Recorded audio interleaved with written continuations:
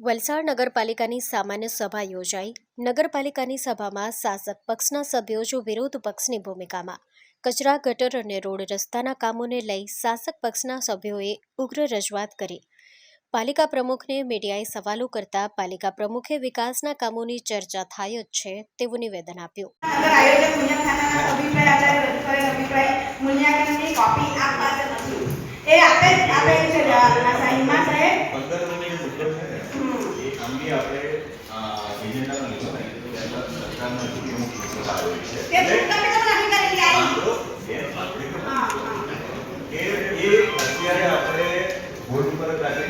મંજૂરી જે આવે એટલે જે પ્રમાણેની સૂચના આવે ને એ મુજબ જ આગળ કરવાના છે.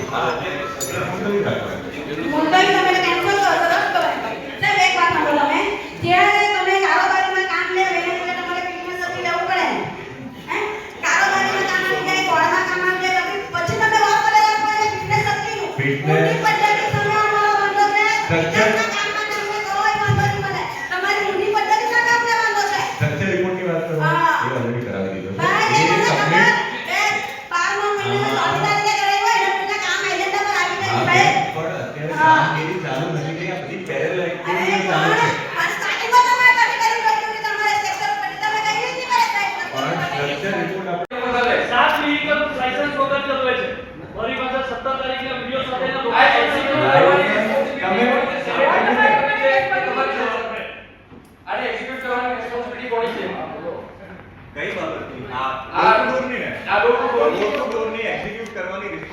સેનિટેશન ડિપાર્ટમેન્ટની છે. સેનિટેશન ડિપાર્ટમેન્ટની સાંભળો, સેનિટેશન ડિપાર્ટમેન્ટની ઉપર કઈ ફરિયાદ આવે છે તો મારી મને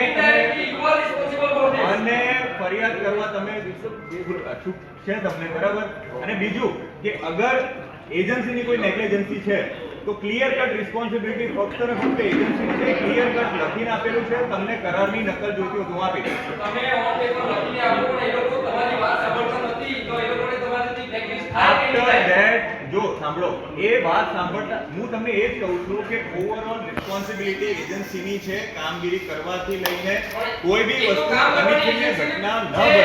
સાહેબ કામ કરવાનું તો એ લોકો જ છે પણ એ લોકો પ્રોપર કામ નહીં કરે એના માટે તો એની માટે આપણો સેનિટેશન ડિપાર્ટમેન્ટ છે. સેનિટેશન ડિપાર્ટમેન્ટમાં કોણ છે મને બતાવો. એની અંદર સંદર્ભે એ લોકો જોવા છે. અત્યારે એમને શું અધ્યયન આવ્યું છે અત્યારે આ એક વખત સાંભળો.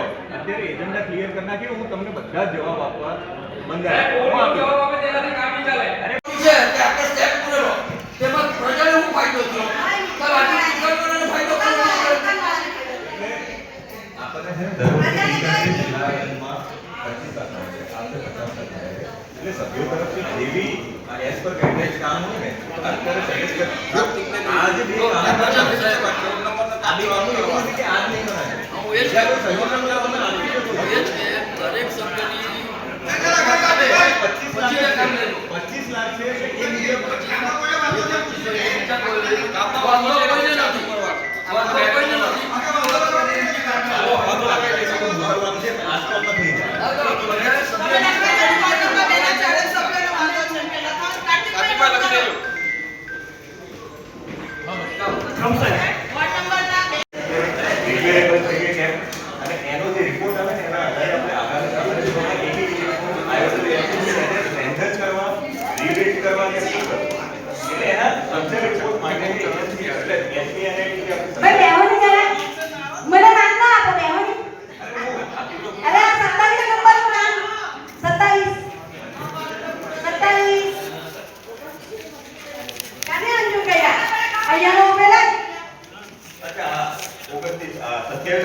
કામ છે ને એમાં ઘનશ્યામ કન્સ્ટ્રક્શન કરીને એજન્સી હતી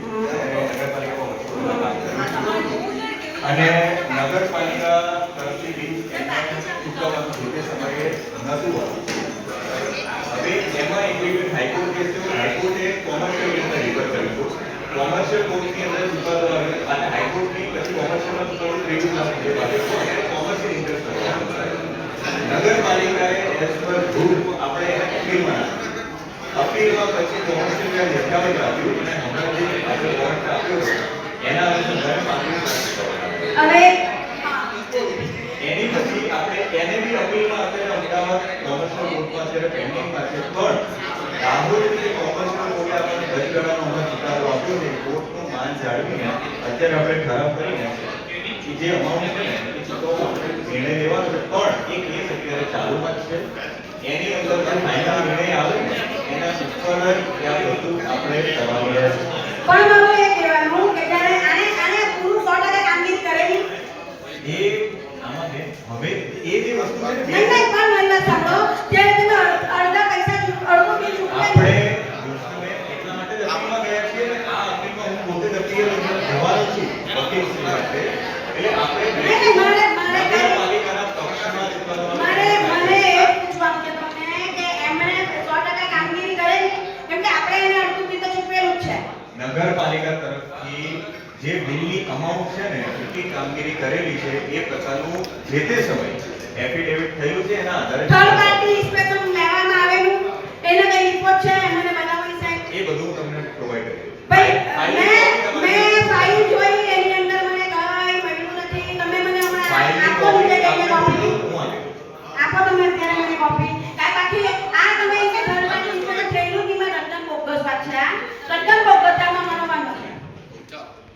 નિર્ણય તો સારા જ લેવાયા છે અને જે વિકાસના કામો હતા એની બી ચર્ચા થઈ અને જે એજન્ડા પર અમે બધા કામો લીધા જ છે, જે બિલ્ડિંગ અમે બધા જ કામો લીધા છે એમની તો પોઝિટિવ જ છે ને આ સીઓ બી સારા છે, એટલે એ રીતે અમે બી કામ કરીશું. સરકારની ગાઈડલાઈન મુજબ જે કામ હશે નીતિ વિષયક તે અમે કામો કરીશું. મહત્વનો તો આજે ચર્ચા થઈ છે કે આપણે જે મોગરાવાડીની ને એ બધીની ચર્ચા થઈ એ બી એક મહત્વનું જ કામ છે કે લોકોની અવર જવર માટે બી સારું છે અને બીજા બધા તો કામ તો છે જ એજન્ડા પર લીધા છે. અને અત્યાર સુધી બી અમે અત્યારે વર્ષ સુધીમાં બી અમારા કામો બી જે થયા છે રોડના, પાણીના, રસ્તા, ગટર બધા એ કામો બી અમારે થઈ રહ્યા છે. અમુક કામો બધા પ્રગતિમાં છે. 2010નું છે આઈ થિંક, એટલે એમને બી ફાઇલ ને બધું જોઈ હશે ને કોર્ટમાં કેસ એ ચાલુ જ છે અત્યારે, એટલે જે નિર્ણય આવશે ને જે આપણે પેમેન્ટ કરવાના એ બી કોર્ટમાં જ કરવાના છે. તે કયા કામનું એ પેલા શોપિંગ સેન્ટર હતા ને એના કઈ કામો હતા, એ 2010ના છે એ કામો. અને એ શોપિંગ સેન્ટરો હતા ને એમના કામો. આ શોપિંગ સેન્ટરનું છે એમને કામ કરેલું હતું એ 2010નું હતું અને એ અત્યારે એ મુદ્દો આવ્યો છે એટલે સીઓ સાહેબે બધું ચેક કરી દીધું છે અને હાઈકોર્ટમાં છે. કામની ચર્ચા તો થતી જ છે અને એ થશે અને કામ તો કરતા જ છે અને થવાના જ છે. આજે બી બધા પોઝિટિવ જ વિચાર આવ્યા છે કે કામ થશે અને કરીશું.